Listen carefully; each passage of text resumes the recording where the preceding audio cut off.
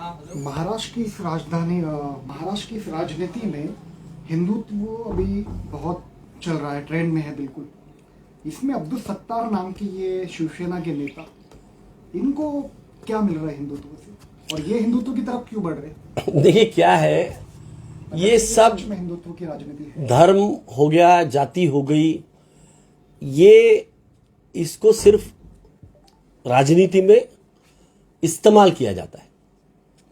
इनको कोई मतलब नहीं है किसी से, ये इस्तेमाल करने वाली चीज है। भाजपा ने राम मंदिर की राजनीति करके अपनी सीटें 2 से यहां तक पहुंचे। वो किस तरीके से किया ये पूरे देश के सामने है। और आज ये परिस्थिति पे पहुंच गए हैं कि आज अभी ये किए सिवा वो दूसरा उनके उसमें कोई चारा ही नहीं है। क्योंकि जो लोगों के मन में था कि इनको लाने के बाद में हमें एक पार्टी विद अ डिफरेंस मिलेगी, वो आप कर ही नहीं पा रहे हो। आप कहते थे हम विदेश से काला धन लाएंगे, विदेश में काला धन डबल हो जा रहा है, रिपोर्ट्स आ गई। आप कहते थे आपने ऐसे ऐसे निर्णय लिए। ये जो अग्निपथ वाला निर्णय है, ये निर्णय लेते समय किसे बताया गया, ये बताइए आप मुझे। कोई सलाह ली गई, कोई विपक्षी पार्टियों से डिस्कस किया गया, किसी को खबर नहीं। ये सरप्राइज एलिमेंट वाला जो मजा आता है हमारे प्रधानमंत्री को कि रात को 8 बजे मैं 8 तारीख को ये करूंगा, ये जो सरप्राइज एलिमेंट देने का, और विदाउट किसी से कंसल्ट ये एकदम से लॉकडाउन, फिर उसके बाद में हजारों लोग उसमें लाखों लोगों को पैदल जाना पड़ा। तो ये जो सरप्राइज एलिमेंट देने की आदत पड़ गई है कि कुछ तो बड़ा ऐसा करूं, मैं ऐसा बहुत कुछ करूं जिसमें मुझे बहुत इंपॉर्टेंस मिले। हमारे प्रधानमंत्री जी कैमरा के कितने प्रेमी हैं ये सबको मालूम है। उनके सिवा उनको तो मां से भी मिलने जाते तो पहले कैमरा लेके जाते, तो वो कैमरा के कितने आदी हो चुके हैं ये सबको मालूम है। तो उनको अटेंशन चाहिए, पर वो अटेंशन के चक्कर में हमारे देश के नौजवानों का भविष्य वो पूरा खराब कर रहे हैं। आज विदाउट पेंशन, विदाउट 4 साल की नौकरी, वो क्या करेगा? वो क्या करेगा रिटायर होने के बाद में? आप उसे ऐसे समय पे नौकरी दे रहे हो जिस समय पे वो पूरा एजुकेशन भी कंप्लीट नहीं कर पा रहा है। तो वो वहां से आने के बाद में क्या करेगा? और वो उसको जो 5.5, उसको कुछ 10 लाख रुपए जो मिल रहा है उसमें से 5 लाख रुपए वो खुद ही दे रहा है। अगर आज जो रेट बिजनेस में बाहर ब्याज का चलता है, उस रेट के हिसाब से पकड़ा जाए तो उसको तो ज्यादा पैसा उसको मिल जाएगा, जो पैसा ये दे रहे हैं। जितना पैसा आप काट रहे हो 4 साल में, उससे ज्यादा पैसा उसको मिल जाएगा। तो आप क्या दे रहे हो उसको? कुछ भी नहीं दे रहे हो। उसका सैलरी काट रहे हो, उसी का ब्याज आप उसको दे रहे हो। और भैया भगवान भरोसे भी तू अभी रहे। तो जो ये लोगों ने सोचा कि ये सरकार को हम लाएंगे और ये सरकार लाके हमारा ऐसा होगा, वो कुछ भी नहीं कर पा रहे। तो यही अभी एक दूसरा तरीका नहीं है।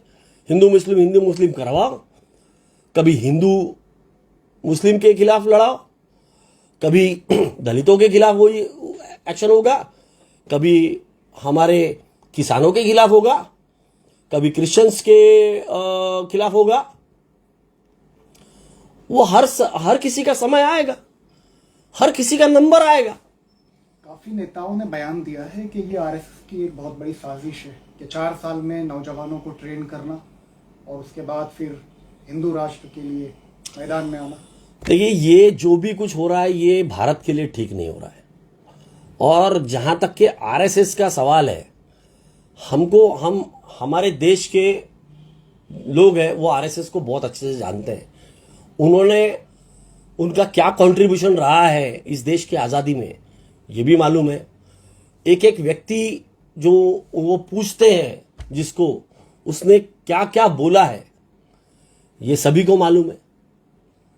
तो उनकी नीति, जब हमारे देश में आज़ादी की लड़ाई लड़ी जा रही थी और स्वतंत्रता सेनानी अंग्रेजों के खिलाफ लड़ रहे थे, तो ये अंग्रेजों का किस तरीके से साथ दे रहे थे, ये भी इतिहास में पूरा सब दर्ज है। तो ये साजिश आज से थोड़ी नहीं चल रही है, ये साजिश तो कई दशकों से चल रही है, आज की थोड़ी ना है। लेकिन 4-4 साल में नौजवान एकदम हजारों की तादाद में तैयार हो जाएंगे, पूरी तरह से ट्रेंड, तब क्या माहौल होगा? एक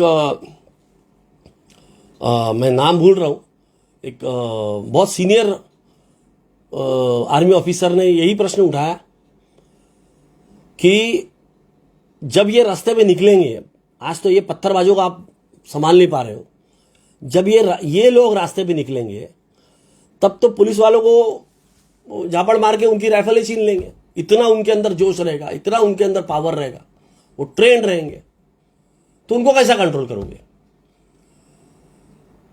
और आप क्या करना चाहते हो इस देश में? आप एक तरीके से पूरी नौकरियां खत्म कर देना चाहते हो। आप ये जो प्राइवेट जॉब्स के कल्चर ला रहे हो, जिसमें आप हमारे देश के नौजवानों को, हमारे देश के लोगों को आप हैंड टू माउथ रखना चाहते हो, यानी वो इतना ही पैसा कमा सके ताकि वो बस खाना खा सके, बाकी उसको हर चीज में अड़चन में रहे। वो इतना उसको मजबूर कर देना चाहते हो, देश की जनता को इतना मजबूर करना चाहते हो कि वो सिर्फ अपनी रोजी रोटी के पीछे ही पूरी तरह से अपना पूरा एनर्जी उसमें लगा दे। उनको आवाज उठाने का ताकत ही नहीं रहे, सरकार के खिलाफ आवाज उठाने का ताकत ही नहीं रहे। ये आपकी साजिश है, क्योंकि आपको इस देश को के ऊपर राज करना है। आपको आपके उद्योगपति दोस्तों को इस के साथ मिलकर इस देश को पूरी तरह से लूटना है, और वही हो रहा है। 2 लोग बेच रहे हैं, 2 लोग खरीद रहे हैं, यही हो रहा है। देश को 2 लोग बेच रहे हैं और 2 लोग खरीद रहे हैं, यही चल रहा है। हमारे प्रधानमंत्री विदेश में जाते हैं और अपने दोस्तों के लिए वहां निगोशिएट करते हैं कि ये हमारा पावर प्रोजेक्ट इसको दे दिया जाए, ये उसको दे दिया जाए। ये आज पहली बार रिपोर्ट नहीं आ रही है, हर बार रिपोर्ट आई है। तो ये प्रधानमंत्री काम किसके लिए कर रहे हैं? देश के लिए कर रहे हैं या अपने दोस्तों के लिए कर रहे हैं? और इस देश में उन्होंने पिछले 8 साल में क्या किया जो देश की आर्थिक परिस्थिति सुधर जाए? देखिए, एक बात हमेशा ध्यान में रखिए, कोई भी देश जो होता है, अगर उसका सांप्रदायिक वहां पे सद्भावना नहीं है, कम्युनल हार्मनी नहीं है, तो कोई भी बाहरी व्यक्ति उसके अंदर इन्वेस्ट नहीं करेगा। क्या आप जाके अफगानिस्तान में पैसा डालोगे? आप प्रॉपर्टी खरीदोगे? आप क्यों जाते हो आज यूएस में, यूके में प्रॉपर्टी खरीदते हैं यहाँ के बड़े बड़े बिजनेसमैन? वहां पे कम्युनल हार्मनी है, वहां पे रूल ऑफ लॉ है। आज हमारे देश में बाहरी व्यक्ति जो देख रहा है कि यहां पे इस देश के नागरिक ही सुरक्षित नहीं है, तो बाहरी व्यक्ति क्या आके पैसा डालेगा यहां? ये लगातार हो रहा है, जब से ये बिगड़ गया है माहौल, शेयर मार्केट से पैसा बाहर निकल रहा है। देखिए शेयर मार्केट कैसा नीचे आ गया। कौन भरोसा करेगा हमारे देश पे? हमारा देश एक तरीके से ऐसा जेट के स्पीड से आगे जा रहा था, जब से ये आए हैं तब से ये ऐसा क्रैश हो रहा है। आज डॉलर के रेट देखिए, क्या बातें करते थे ये लोग। पेट्रोल के बारे में क्या बोलता था ये व्यक्ति कि मेरे आने से, मेरी किस्मत की वजह से आज ये बड़े बड़े रैलियों में ऐसे भाषण देते थे। क्या हो गया उसका? कहां गए वो सब बातें? वो गंगा सफाई में तो कितने हजारों करोड़ रुपए खा लिए होगे, तब तक आप डेवलपमेंट नहीं कर सकते। आपको देश के अंतिम व्यक्ति के बारे में सोचना पड़ेगा। सबसे गरीब व्यक्ति को की जिंदगी में, जीवन में आप क्या असर या आप क्या बदलाव कर सकते हो अपनी नीतियों से, वो आपको देखना पड़ेगा। हिंदू मुस्लिम करके आप देश की तरक्की नहीं कर सकते। आप क्या करना चाहते हो? आप 15% आज बीजेपी का एक भी एमएलए, एक भी एमपी जो है वो मुसलमान नहीं। आप एक राष्ट्रीय पार्टी हो, आप देश की 15%, 14% जो भी आपकी जनसंख्या है मुसलमानों की, उसका रिप्रेजेंटेशन आपके पार्टी में है ही नहीं। आप क्या जताना चाहते हो? आप क्या इंटरनेशनल मैसेज देना चाहते हो? हिंदू राष्ट्र बोले तो आपको क्या करना है? What are you going to do? What are you going to do with the 15% population of the country? आप दूसरा विभाजन करना चाहते हो? क्या करना चाहते हो? अखंड भारत की बात हो रही है। अखंड भारत बोले तो क्या? अखंड भारत में जो ये बाकी हमारी जो जनसंख्या है उसको कहां डालोगे आप? क्या करना चाहिए? What is your idea of India? हमारा प्रधानमंत्री एक बार भी आके माइक के सामने खड़ा नहीं होता। पूछे तो उसको कि क्या है दिमाग में, कि भैया ये क्या चीज करना चाहते हो? ये हिंदुत्व में क्या है? कहां है हमारे हिंदुत्व में? हमारे दलित की जगह कहां है? हमारे ओबीसी की जगह कहां है? हमारा आदिवासी कहां है? कि सिर्फ सवर्ण ही है।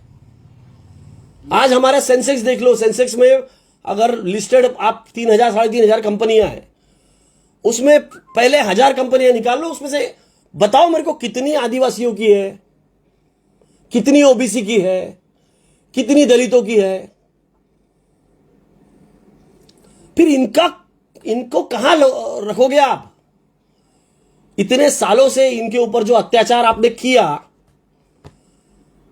आपके हिंदुत्व में कहां है इसकी जगह? आप बताओ, हिंदुत्व मतलब क्या? आज क्या हो रहा है? आज हर जगह पे जो लोगों को एम्प्लॉयमेंट दिया जा रहा है हायर, इसमें कहां है हमारा रिप्रेजेंटेशन? बताइए ओबीसी का कहां है हमारे रिप्रेजेंटेशन? SC ST आदिवासी देश में इस तरीके से आप जो है अलग अलग ट्रीटमेंट करके देश को नहीं चला सकते। आपने जो बोला था वो आपको करना पड़ेगा। सबका साथ सबका विकास सिर्फ बोल के नहीं चलेगा, करना पड़ेगा।